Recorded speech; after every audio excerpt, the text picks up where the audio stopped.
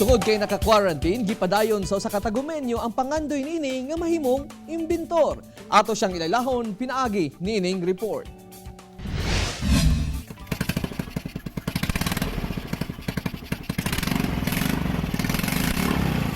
Kining kotse nga wala na ginagamit, napadagan sa Tagumenyong si Jet Bakan, gamit lang ang makina sa motorsiklo.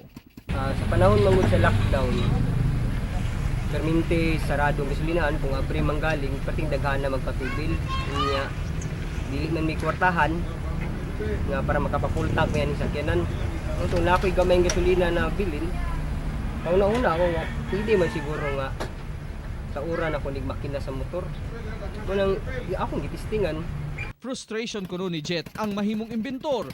Busa karong naka-quarantine, gibubo niya ang iyang oras sa iyang ginatawag nga imbensyon, samtang dili siya makagawas. Ang asawa niini, todo suporta sa hilig sa bana. Ako sa kining tabang sa amo ay labi na sa transportasyon tungod sa pananglitan sa panahon sa emergency nga dili malikayan na ami magamit nga medyo makalesmi sa pang fuel o kami uban sa akong among mga anak makasakay jud tanan. Garbo ni Jet nga samtang naka-home quarantine, natuman ang iyang pangandoy sa kinabuhi ug mahimo usab kining sumbanan sa uban nga dili paulahi ang tanan aron matuman ang atong mga ambisyon ug gusto sa kinabuhi. Ika na itong pag-lockdown, karon mo nagsigi masagdagan, ako na lang siyang pulido, giusab na lang ako siya, ako na lang puliduhon para magamit din na mo sa mong pamilya.